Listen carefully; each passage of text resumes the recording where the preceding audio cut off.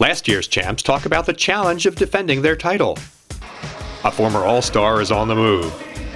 And a difference of opinion results in the most penalty minutes in one game in nearly 4 years.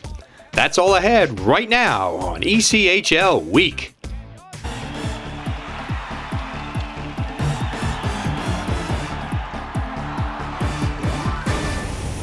Hi, and welcome to another edition of ECHL Week. Today, coming to you from the Intrust Bank Arena in Wichita, Kansas, home of the Wichita Thunder. Last season was special for the Allen Americans, taking home the Kelly Cup title in their first ECHL go-round.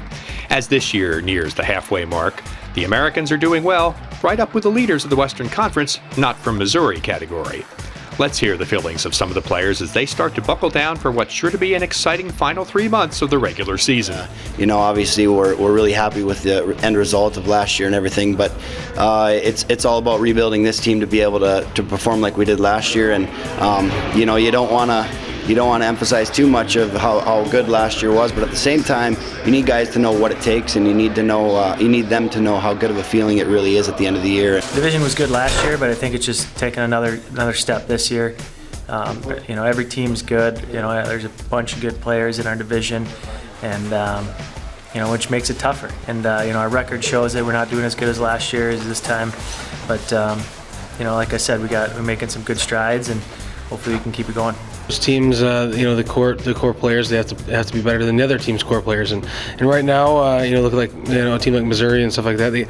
Their core is really strong, and they're doing well, and our core probably starting with me and guys like Steffes and Gil, we need to pick it up and lead the right way. I think there's a couple things that we need to tweak that we can get better at. But every team, especially at this point, this is the most important time of the year, is the second half, going into the playoffs down the road a couple months, and I think this is really where you start to build and start to get the chemistry and try not to move around so much. Maybe make a couple adjustments for guys, but you really want to keep your core group of guys together, and you really would just want to keep focused and not worry about all the other stuff going on, and just try to play your game. How good can our team be? I think our team can definitely climb to a whole new level. There's no question. I think we have experience in our room. I think our young guys are tremendous hockey players, and it's just a matter of getting guys to the very best of their ability. The Rapid City Rush have made a significant trade as they try to upgrade their roster for a Kelly Cup playoff run. The Rush obtained 2015 ECHL All-Star forward Danik Gauthier from the Wichita Thunder for Kale Kerbashian and a player to be named. In 30 games with the Thunder this year, Gauthier had 12 points, just 3 off the team lead. He had 29 goals and 68 points last season. The fourth-year pro, who spent his first 3 seasons under contract to the NHL's Tampa Bay Lightning, has also played with the Florida Everblades and in the AHL. Kerbashian, who's in his 5th pro season, has made stops in Wheeling, Greenville, Gwinnett, and Evansville. He had 62 points in 65 games last season while playing for both the Icemen and Rush. Rapid City is one of 8 Western Conference teams within 7 points of one another, battling for 4 playoff spots. Hi, this is Miles Koulis of the Quad City Mallards, and you're watching ECHL Week. This season, Missouri has led the pack in many categories, including point streaks. And although Toledo, Idaho, and Fort Wayne have also had good runs, this week opened with Greenville riding an 8-game point streak and sitting in the final playoff spot of a tightly packed Eastern Conference. Let's hear from a couple of the Swamp Rabbits. This year, first and foremost, we got to make playoffs, give ourselves a chance to win that Kelly Cup for sure. And I think with winning, guys get their individual things as well. So, obviously we want a lot of guys to get called up. It'd be great, including myself, to get a call up.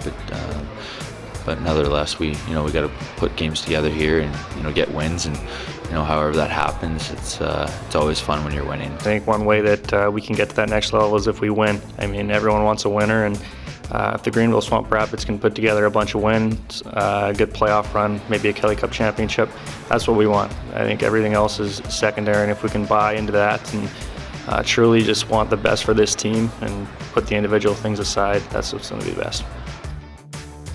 Highlights of 3 interesting games, plus the Rapid City Rumble, straight ahead on ECHL Week.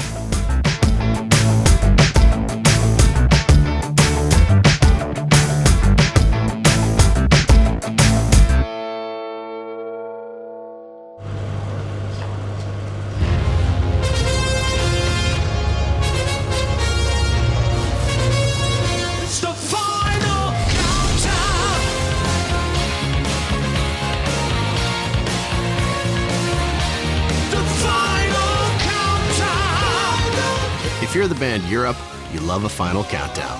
It's what you do. If you want to save 15% or more on car insurance, you switch to Geico. It's what you do.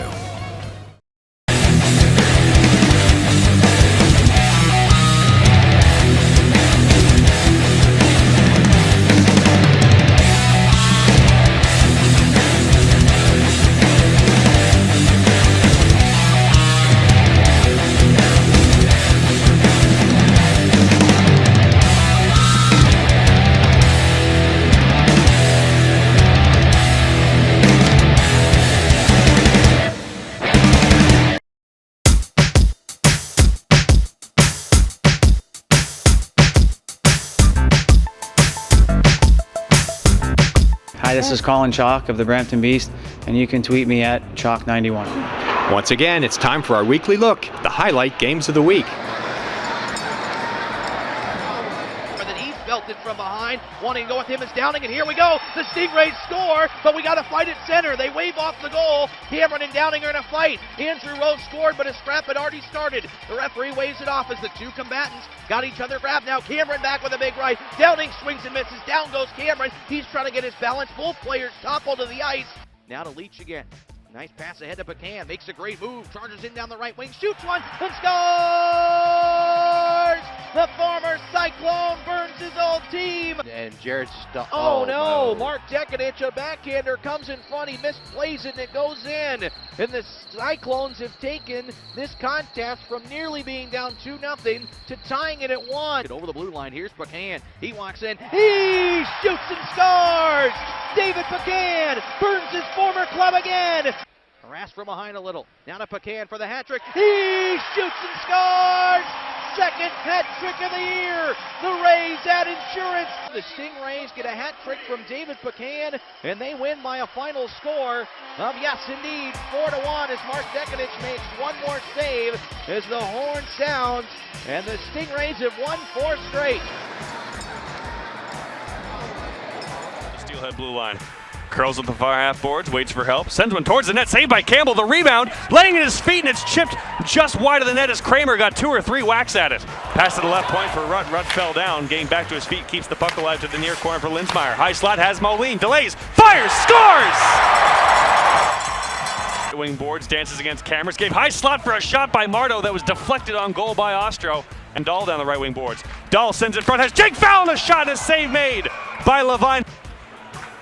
Jean, good active tick at the blue line, takes the puck away, and Jean has a breakaway. Kyle Jean to the net, save Levine! Sends behind the Idaho net, Bootland gets to it, tried a centering pass, intended for Nyron, it came out in front, and Campbell able to swipe it away to the far boards. So Moline's gonna come right back, top of the right circle, Moline.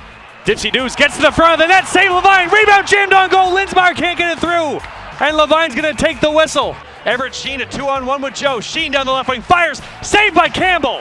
And the Idaho Steelheads, after seeing their 8-game point streak come to an end, right back in the win column. They're 7-1-1 in their last 9.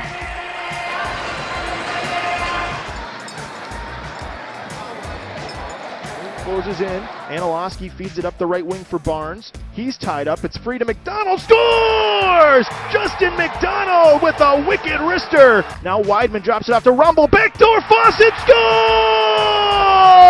What a tic-tac-toe passing play, and Tyson Fawcett makes it 2-0. And the Mavericks are now on a power play late in the period. Here's Verhaeghe walking behind the defense. He scores! How did he sneak that one in? Verhaeghe somehow got around the defense. Cornaduco with a big check that time to keep the puck in. He sets up Guptill, who fires, scores!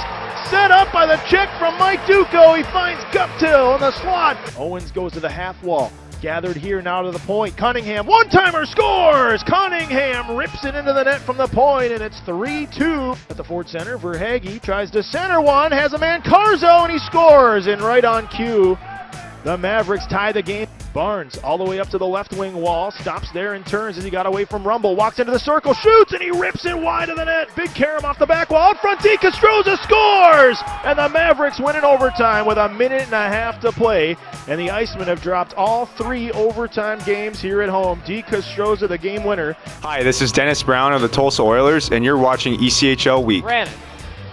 The most penalty minutes in an ECHL game in nearly 4 years brought about 22 games worth of suspensions for some of the players involved in the January 2nd contest between Tulsa and Rapid City.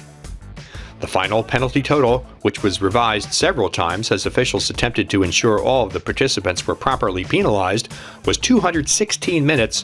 182 of them came in the final 27 seconds of the game.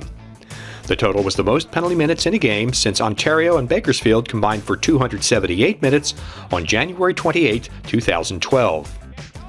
All of the players who were suspended were also fined, as were both franchises.